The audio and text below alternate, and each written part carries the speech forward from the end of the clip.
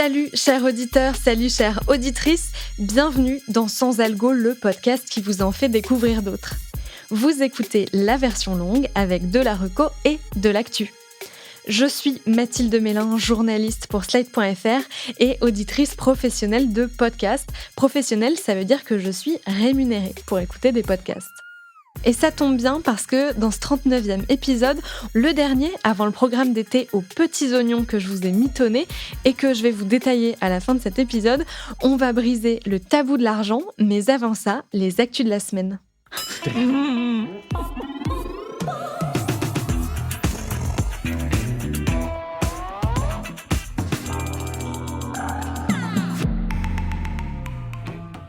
Popopopienne, c'est un triste jour pour vous puisque l'émission d'Antoine Decaune et Charline Roux sur France Inter touche à sa fin. Après 5 années d'antenne, dont une année durant laquelle l'émission du vendredi était dédiée au podcast, le programme s'arrêtera la semaine prochaine. C'était la seule émission de radio française qui parlait vraiment de podcast, français comme internationaux d'ailleurs, grâce à la chronique de Thomas Biassi qu'on aimait tant.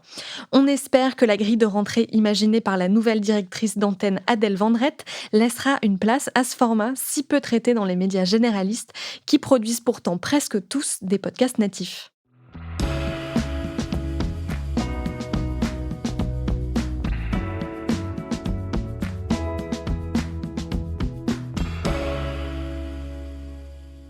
Like a lot of people, the year 2020 stirred up a whole lot of emotions in me. Ça faisait un moment que ça sentait le roussi entre Spotify et Higher Ground, la société de production du couple Obama. Rappelez-vous, en 2019, ils avaient signé un accord de plusieurs dizaines de millions de dollars pour que Barack et Michelle Obama fassent chacun un podcast diffusé uniquement sur Spotify. En 2020, The Michelle Obama Podcast faisait partie des 5 podcasts les plus écoutés sur la plateforme avec seulement 10 épisodes. En 2021, Renegades Born in the USA de Barack Obama et Bruce Springsteen était aussi un succès mondial, ça c'est selon la plateforme, malgré ses 8 petits épisodes. Mais en 2022, patatras, le couple Obama s'agace publiquement du scandale autour du podcasteur Joe Rogan, chef de file de l'écurie Spotify, accusé de désinformation autour du Covid-19. Le contrat de 3 ans entre Higher Ground et le géant du streaming touchant à sa fin, tout le monde se doutait que les Obama risquaient de vendre leur nom à une autre plateforme et les noms d'Audible et de iHeartMedia ont commencé à fuiter dans la presse. C'est finalement Audible, la société d'Amazon spécialisée dans les livres audio et les podcasts, qui remporte le contrat contre une très grosse somme d'argent évidemment qui n'a pas été communiquée publiquement. Les futurs podcasts des Obama devraient être diffusés sur Audible, mais aussi sur d'autres plateformes, à en croire la communication faite autour de ce deal. Il y a fort à parier qu'Amazon Music, l'autre plateforme d'Amazon qui produit et diffuse du podcast, sera en haut de la liste. L'hébergeur Acast annonce avoir signé un accord avec Meta, la maison mère de Facebook, Instagram, WhatsApp et consorts. Grâce à cet accord, les podcasteurs qui utilisent l'option Acast Plus pourront donner à leurs auditeurs abonnés payants un accès à des groupes Facebook fermés, accessibles directement depuis le flux du podcast. Les auditeurs abonnés pourront aussi échanger entre eux ou avec le podcasteur et la podcasteuse en question et avoir accès à des lives et des sessions de questions-réponses. C'est donc une offre qui ressemble à un mélange entre un abonnement à un podcast, à une chaîne Twitch et à un Patreon. Acast annonce le lancement prochain d'une phase de test avec des podcasts anglo-saxons d'abord, notamment Fat Mascara de Jessica Matlin et Jennifer Sullivan, et ne précise pas encore de date pour la mise en place de cette option pour les podcasts français. Affaire à suivre, comme on dit quand on n'a pas de chute.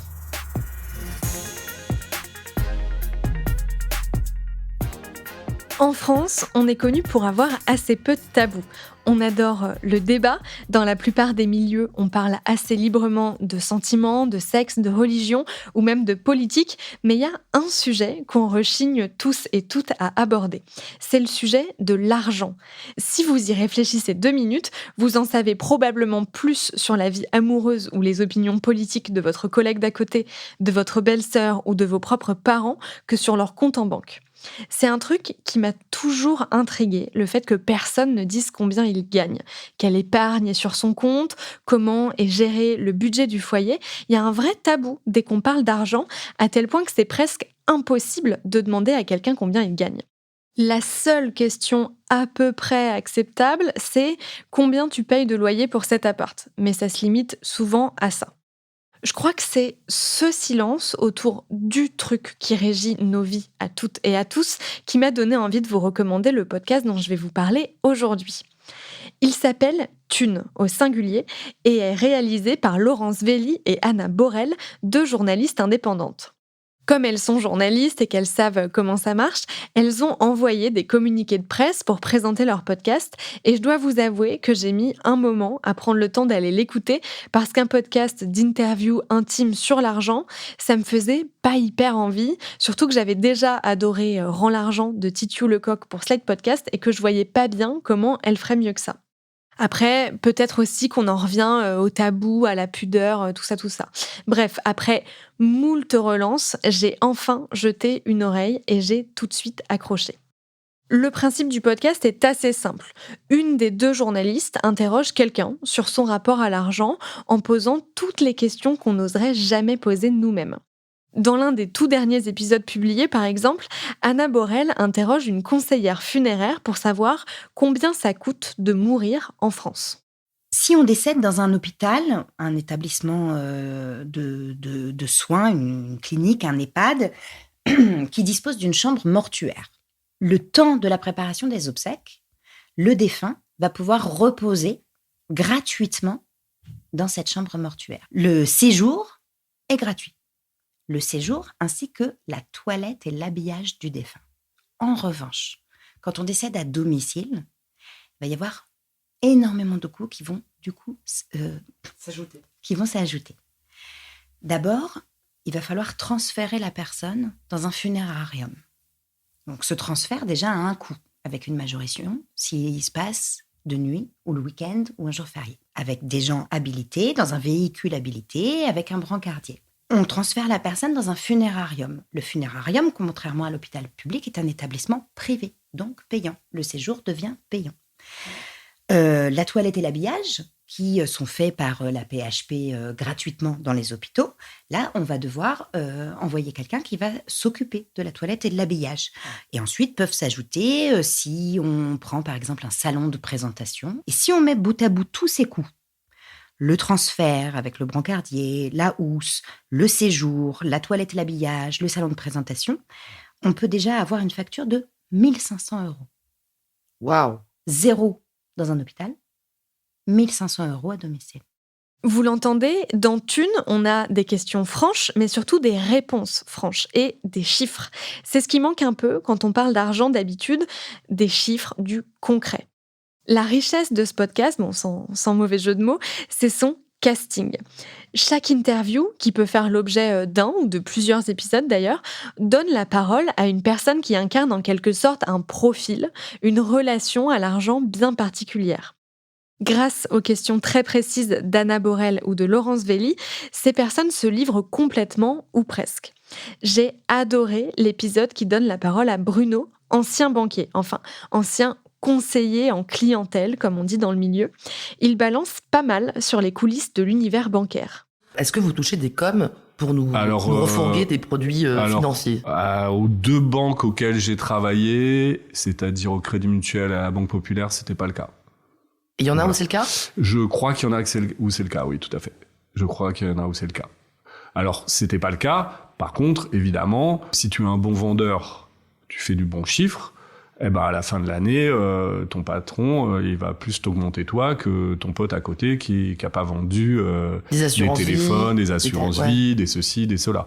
Par contre, directement sur le produit lui-même, on touchait rien. Donc en fait, vous êtes quand même des vendeurs. Ah bah oui, carrément. Bah oui, c'était d'ailleurs notre dénomination et c'est ce qu'on devait faire et c'est ce que notre hiérarchie nous demandait de faire, c'est de vendre. Donc un banquier, c'est pas quelqu'un qui t'aide à gérer ton argent? De moins en moins, ouais. Enfin, ce qui s'est passé à partir des années 90, c'est que le fait de gérer l'argent des gens, ça rapportait plus rien à la banque. L'idée de toutes les banques en ce moment-là, mais la mienne en particulier, c'était devenir l'espèce de référent absolu, indispensable à une personne. La personne, tu l'habillais de pied en cap, quoi. Elle passait par toi pour tout. Donc tout l'argent, bien sûr, toutes les assurances, plus le téléphone. Au moment où je suis parti du Crédit Mutuel, donc, ils en étaient, alors je sais pas où ça en est, je sais pas trop ce que ça a donné à vendre des voitures. Donc quand même, il y avait une certaine logique. Comme on vendait des assurances voitures, pourquoi pas vendre des voitures ? Enfin, ou de servir d'intermédiaire dans les ventes de voitures. C'est quoi un bon client ? Pour mon chef, c'était quelqu'un qui était habillé le plus possible. Habillé de pied en cap, de toutes les assurances possibles. Qui avait tout, le slip, les chaussettes, tout estampillé Crédit Mutuel. Ça, c'était le bon client. Et d'ailleurs, il pouvait être à découvert, débiteur, etc. C'était pas si grave, en fait. Dans Thune, il y a des gens qui ont un rapport professionnel à l'argent. Vous l'avez entendu, il y a une conseillère funéraire, un banquier, mais il y a aussi un joueur de poker pro, une travailleuse du sexe ou un avocat, par exemple. Il y a aussi pas mal de gens qui ont un rapport plus personnel à l'argent, comme une femme qui vit avec le RSA, une autre qui a quitté le salariat pour la vie de freelance, ou encore un homme qui a touché un héritage de plusieurs millions d'euros et qui est devenu riche du jour au lendemain. Les profils sont variés, les histoires parfois touchantes, et les invités évoquent aussi bien les bons que les mauvais côtés de l'argent.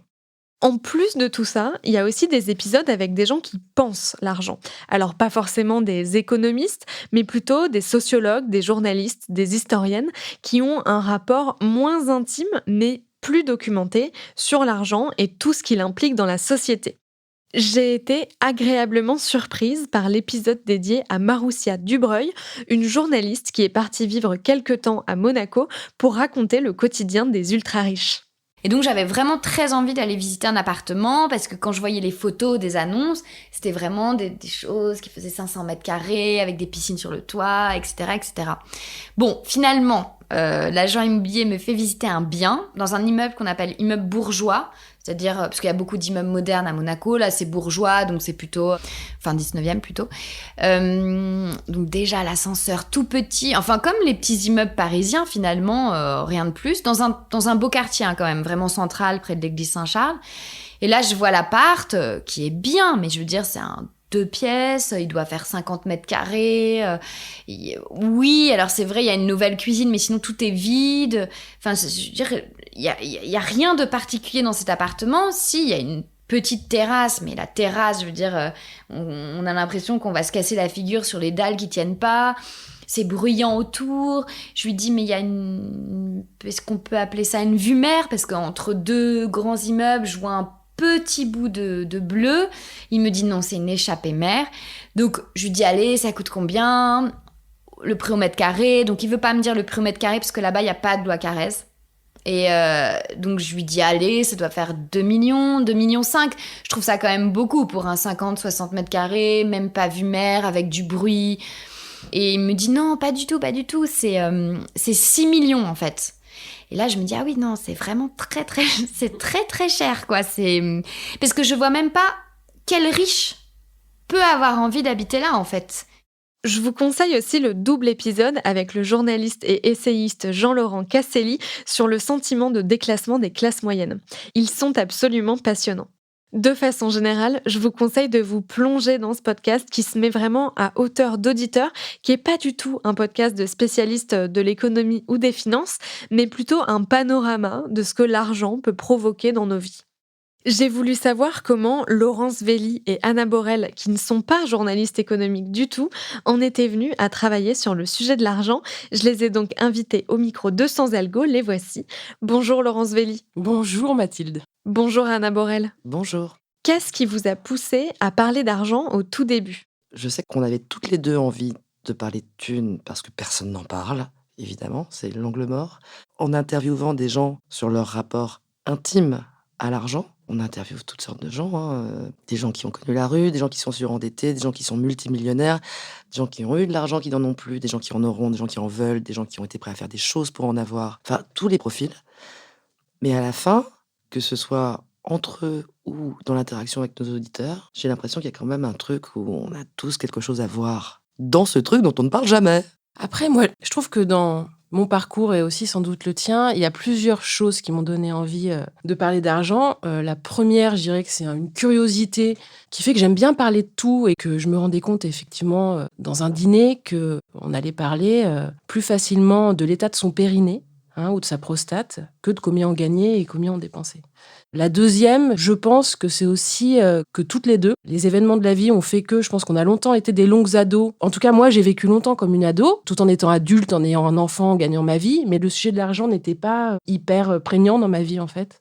J'en gagnais, je dépensais ce que j'avais, je partais en vacances, point final. Et puis un jour, il y a eu des sujets de succession, de propriété. Je suis devenue propriétaire et d'un coup... De couple ? De couple, voilà, c'est un peu les éléments principaux. De comparaison même dans le travail. Moi, ça me parlait avant. J'étais journaliste. Dès le début, je voyais la différence entre ceux qui partaient avec beaucoup d'aisance dans la vie, éventuellement déjà propriétaires d'un appart, à Paris par exemple, et qui pouvaient brader leur travail peut-être, ou avec plus de réseau. L'inégalité sociale, je sais pas, à la base, c'est des sujets qui... En fait, je les voyais, mais personne n'en parlait. Et une fois que vous avez fait ce constat, comment vous vous êtes dit, OK, non seulement on va en parler, en plus on va en parler ensemble et dans un podcast? Alors moi, je l'ai d'abord lancé en 2020, ce podcast. Avant, j'avais lancé aussi un projet qui s'appelait Les Déviations, qui racontait des histoires de gens qui ont changé de vie. Et je m'étais aussi rendu compte qu'il y avait vraiment, c'était un peu l'angle mort. Les gens étaient super prêts à raconter leur histoire, mais bizarrement, ils parlaient jamais de fric. Donc, je me suis dit, je vais lancer ce projet en 2020 parce qu'il n'était pas cher à produire. Et j'ai fait 4 ou 5 épisodes. À ce moment-là, j'avais repris un boulot à côté. C'est devenu impossible parce que trop chronophage, trop de casting, trop de gens qui voulaient pas parler. Et donc, 6 mois, 1 an après, j'en ai parlé à Anna. C'est marrant, t'es la seule personne à qui j'en ai parlé d'ailleurs. On se connaissait très mal depuis très longtemps. On se voyait dans le milieu professionnel journalistique. Voilà, une espèce de réseau parisien, on avait des potes en commun, on s'était croisés, je voyais ce qu'elle faisait, elle voyait ce que je faisais, ce genre. Et donc, Anna, à ce moment-là, tu partais à Dubaï, donc on s'est appelés. Moi, j'ai un peu vécu à Dubaï. À un moment, j'en ai plein les bottes du confinement. Et quand je reviens en France, elle me parle de ça. Et direct, j'ai embrayé tout de suite avec une espèce d'étoile dans les yeux. Mais oui, parlons d'argent, ce truc dont personne ne veut parler. Et pourquoi c'est si tabou, l'argent? Moi, j'ai un peu l'impression que c'est un truc très français, que ce soit si tabou. Ça, j'y crois pas du tout. Ah ouais? Non. Et parce qu'à l'étranger, par exemple, à Dubaï, c'était plus tabou, moins tabou, c'était pareil? C'est toujours pareil. Les gens, alors, ils en parlent différemment. Bon, à Dubaï, c'est compliqué parce que c'est une société extrêmement multiculturelle. Tout le monde ne parle que d'argent. Personne ne te dira exactement combien il gagne et combien il a. Personne. Il y a toujours cette idée qu'on va te juger. On va te juger. Une fois que tu as posé les choses, en réalité, personne ne te juge. Ça donne quand même des éléments comparatifs assez forts. Alors voilà, le secret de l'argent, c'est que c'est un élément neutre, mais quantitatif. Donc, si tu veux comparer, comme c'est des chiffres, tu peux comparer. Tu peux forcément comparer 1, 10, 100, 1000. Alors qu'on ne peut pas comparer le reste. On ne peut pas comparer ton intelligence, ta beauté. Alors là, on paraphrase la sociologue, Jeanne Lazarus, qui est une interview qu'Anna a faite. C'est ce qu'elle dit. Elle dit la violence de l'argent, c'est ce qui permet de se comparer. Et c'est effectivement le seul élément tangible dans nos vies qui nous permet de nous comparer. Et donc les gens savent pas s'ils doivent avoir l'air malins en disant qu'ils en ont plus, ou se faire aimer en montrant qu'ils en ont pareil que les autres, ou moins. Alors qu'est-ce qu'il faut pour se faire aimer finalement ? Et du coup, comment vous arrivez à convaincre vos invités de venir à la fois raconter leur histoire qui est très personnelle et assez intime puisque l'argent, on n'en parle pas, et surtout à se mettre un peu à poil, quoi. Vous posez des questions très concrètes sur combien tu as, combien tu gagnes, et franchement, moi j'ai écouté pratiquement tout le podcast, tout le monde vous répond. Déjà, on les prévient, c'est-à-dire qu'on leur explique vraiment le projet. C'est pour ça que c'est long, c'est plusieurs entretiens préliminaires où on leur explique vraiment le projet. On leur dit exactement à quelle sauce ils vont être mangés, c'est-à-dire que s'ils ne sont pas prêts à tout dire, ça vaut pas le coup. En fait, on leur propose aussi l'anonymat. On a des gens qui témoignent sous pseudo, on voit pas leur visage. On préfère 1000 fois quelqu'un qui triche un peu sur son identité que quelqu'un qui ment ou qui décore ou qui ornemente ou qui cache. D'ailleurs, il y a aussi des interviews qu'on jette. Mais comment vous savez que les gens vous disent la vérité ? C'est-à-dire que vous êtes journaliste, a priori vous êtes obligé de vérifier ce qu'on vous raconte. Est-ce que, je sais pas, si Pierre-Paul Jacques vous dit « moi j'ai 20 000 € sur mon compte en banque », vous allez lui demander une preuve de ce qu'il vous avance ou c'est pas votre approche ? On va pas demander de preuves, ça c'est impossible, on peut pas aller fouiller dans le compte en banque des gens. Alors là, c'est effectivement, ça repose sur la véracité du témoignage. Après, on travaille suffisamment le sujet en amont pour être quasiment sûr que les gens qui vont nous raconter des choses sont dans la sincérité. Et c'est ce qu'on se disait aussi avec Anna avant de venir. On a remarqué qu'il y a quelque chose aussi qui craque pendant ces interviews, qui est vraiment de l'ordre de l'ultime sincérité, quitte à ce que les personnes qu'on interviewe ne se présentent pas à leur avantage. Il y a beaucoup de trucs qui transparaissent, que finalement, une fois qu'on a lâché ça, on ouvre un peu les vannes. Moi, ça m'est arrivé de mettre des interviews à la poubelle parce que j'ai vu qu'on me mentait. En fait, il y a des techniques quand même journalistiques qui permettent d'interviewer des gens et tu reposes une question qui corrèle une première, un quart d'heure ou 10 minutes plus tard parce que tu entends comme ça, que ça sonne comme ça, il y a un décalage, il y a un problème, il y a quelque chose qui n'a pas été dit. Et si on t'a menti là, ça veut dire qu'on t'a menti ailleurs. Chut, poubelle. Et sur cet effet de clic que procure Thune, alors moi, j'avais fait une expérience intéressante. J'ai invité quelques gens que j'avais interviewés chez moi pour un apéro au bout de 6 mois de podcast. Je me suis dit, tiens, il y en a qui sont sympas et tout. Et il y avait un mec qui était banquier depuis 30 ans, qui balançait tout sur son métier de chargé de clientèle, un millionnaire, multimillionnaire, qui avait une histoire très particulière, une danseuse qui vit au crochet de ses parents, une nana qui a été marin pour des yachts de luxe, enfin comme ça, tout un panel de gens. Ils se sont rencontrés, ils avaient écouté chacun le podcast, évidemment, et tout de suite, ils ont parlé de thunes, direct. Et après, il y a eu une convivialité hallucinante. Je pense qu'ils se seraient raconté leurs histoires de cul, ça les aurait moins rapprochés, qu'une fois ce sujet-là évacué, c'était bon, quoi. Comment vous faites votre casting? Vous cherchez des types de profils? C'est intéressant parce qu'on n'a pas la même méthode, Laurence et moi. On a essayé une fois, c'était pas super. Non, ouais. On n'a pas la même méthode d'interview non plus. Pas du tout. On a deux salles de ambiance. Ouais, c'est un peu de salles de ambiance. Je pense qu'on a des motivations un tout petit peu différentes. On a des parcours un petit peu différents, complètement d'ailleurs. Hein. Et donc, si vous avez 2 méthodes d'interview, ça veut dire potentiellement que vous avez 2 méthodes de casting? Donc voilà, on a des méthodes de casting totalement différentes. C'est assez rigolo. Comme Laurence avait commencé avant moi, je suis arrivée, elle en avait fait 4 ou 5, qui étaient des gens que tu connaissais en fait. J'étais obligée. Pour les premiers, j'ai été obligée. Voilà. Si tu veux, les épisodes pilotes, tu peux pas aller voir des gens avec un projet qui n'existe pas, où tu te dis je vais parler de fric, et aller voir quelqu'un que tu connais pas. Moi, j'ai commencé par lister mes envies, qui j'aurais bien interviewé. J'ai marqué, je sais pas quoi, quelqu'un qui a fondé une communauté sans argent, un joueur de poker, un descendant d'aristocratie qui est un peu ruiné. Et j'ai cherché, en fait, ces profils-là. D'après vous, c'est quoi les ingrédients d'un bon épisode de Thune? L'histoire avec parfois le fait qu'on sache pas ce qui va se passer après. Parce que comme c'est des histoires de vie, il y a parfois une forme de suspense. On se dit, mais attends, alors la personne a vécu ça, mais après elle a fait quoi? Et ah bon, elle a réagi comme ça, mais ah bon, ah bon, ah bon. Donc il peut y avoir un phénomène de curiosité, de suspense, de tension dramatique. La sincérité en premier. Moi je mettrais la sincérité. T'entends la sincérité. C'est très bizarre, mais il y a quelque chose qui sonne à l'oreille. Et à l'inverse, quand les gens essayent de se déguiser ou vont dans une forme d'auto-justification, de pseudo-mensonge, ça devient inaudible. Et puis parfois, l'information aussi, hein, parce qu'il y a des bouts d'infos, bizarrement. Ouais. Il y a un sacré bout d'infos. Hein. Il y a un sacré bout d'infos. D'autant que ni l'une ni l'autre n'avons particulièrement de compétences pour parler d'argent. Ça, il faut le savoir. Hein. On n'est pas du tout journaliste éco. Moi, je suis scotchée quand on me parle d'inflation. Je comprends péniblement ce que ça veut dire. Enfin, comment ça va se répercuter sur ma vie. Donc, il faut qu'on se mette à la page aussi pour certaines interviews qui demandent d'être un petit peu documentées.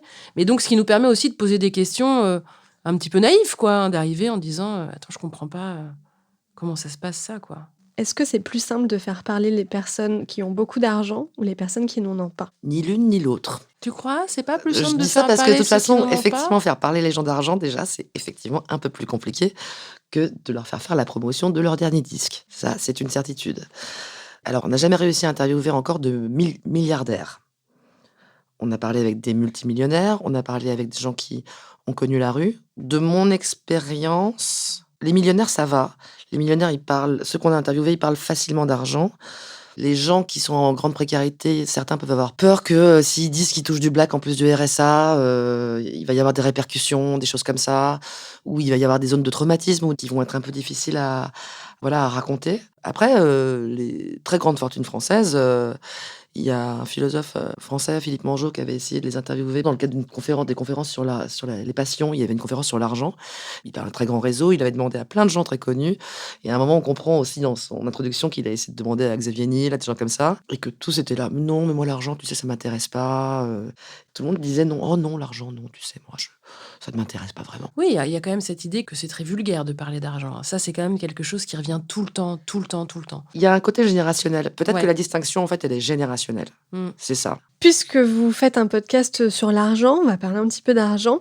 Est-ce que vous gagnez de l'argent avec ce podcast qui est un podcast indépendant? Et si oui, par quels moyens? Mais c'est la catastrophe. Est-ce que c'est la catastrophe ? Attends. Pondérons. On a sorti le podcast en novembre, donc il est quand même assez récent. On a trouvé une régie qui est quand même plutôt offensif, qui est plutôt pas mal. Maintenant, on est sur du... Régie, ça veut dire que vous insérez de la publicité avant ou après l'épisode. Absolument, ouais. Maintenant, on est sur des écoutes qui sont tout à fait bonnes, en fait. On est sur... on doit être en train de monter à 25 000 écoutes par mois, là, je pense. On y est. Donc, c'est pas mal. Après, le marché du podcast, on a beau dire, je pense qu'il n'est pas hyper structuré encore, et que 25 000 écoutes, quand on voit le prix ridicule pour 1000 écoutes, enfin, au volume, etc., bon, ça fait pas grand-chose. Donc pour l'instant, c'est un travail bénévole de votre part. On a eu un petit peu de pub le mois dernier. Notre régie nous a réussi à nous en mettre un peu. Mais oui, en fait. C'est un problème. Et puis d'ailleurs, c'est un problème parce qu'on se demande un petit peu combien de temps on va pouvoir le tenir. Parce qu'il faut savoir que c'est demi-temps. Donc il faut quand même travailler. En même temps, on adore ce projet. À chaque fois, on est là. Mais comment on fait de la thune avec thune ? Et on n'a pas envie tellement de faire autre chose. C'est-à-dire que si on voulait faire de la thune avec thune, il y a des moyens qui seraient assez... l'autoroute, ça serait d'aller vers du développement personnel, mais ça ne nous intéresse pas, vers du coaching ou vers du serviciel, comme on dit. Mais pareil, nous, c'est vraiment l'anthropologie contemporaine, le questionnement de nos contemporains, notre questionnement commun, qui nous fait triper. Et on n'a pas tellement envie de dénaturer, en tout cas, pour l'instant, le projet. Merci beaucoup à toutes les deux d'avoir répondu à mes questions. Merci beaucoup. Merci beaucoup. J'espère que ça vous a donné envie de découvrir Thune, au singulier, de Laurence Velli et Anna Borel. Il est dispo sur toutes les plateformes d'écoute et très bientôt sur Slate Audio. Cet épisode de Sans Algo est le dernier de la saison, mais pas de panique, pendant l'été, je ne ferai plus d'actu, mais je continuerai à vous faire des recos sous un format un peu différent. Enfin, 2 formats en réalité. Une semaine sur 2, je vous recommanderai un podcast jeunesse pour occuper les enfants sur la route des vacances. Et une semaine sur 2, vous aurez droit à un épisode pour les grands, avec des invités autour de la table pour discuter ensemble de ce qui fait un bon podcast. On parlera de fiction avec François Perrache et Sarah Trey-Stéphanie, de faits divers avec Margot Lanuzel et Julien Cernobori, de récits avec Christophe Ondelat et Juliette Livartowski, et enfin de podcasts éducatifs et drôles avec Marine Baousson et Antoine Hardy, que du très très bon donc. En attendant, je remercie les 20 podcasteuses et 19 podcasteurs qui sont déjà passés à ce micro. Et surtout, chers auditeurs, chères auditrices, je vous remercie d'être si nombreux et nombreuses à écouter Sans Algo et à m'écrire quand vous avez écouté les podcasts que je vous recommande. Ça me fait toujours hyper plaisir. J'espère que vous passerez un bel été avec plein de podcasts de qualité dans les oreilles. Si vous êtes perdu, n'oubliez pas de retourner écouter les épisodes de Sans Algo qu'on a sortis depuis septembre dernier. Je vous dis à la semaine prochaine pour le premier épisode de ma grille d'été qui reste 100% sans algo. Sans Algo est un podcast de Mathilde Mélin, produit et réalisé par Slate.fr sous la direction de Christophe Caron et de Benjamin Septem-Ours. Merci à Mona Delahaye pour l'enregistrement et le montage, et merci à Victor Benamou pour le mixage.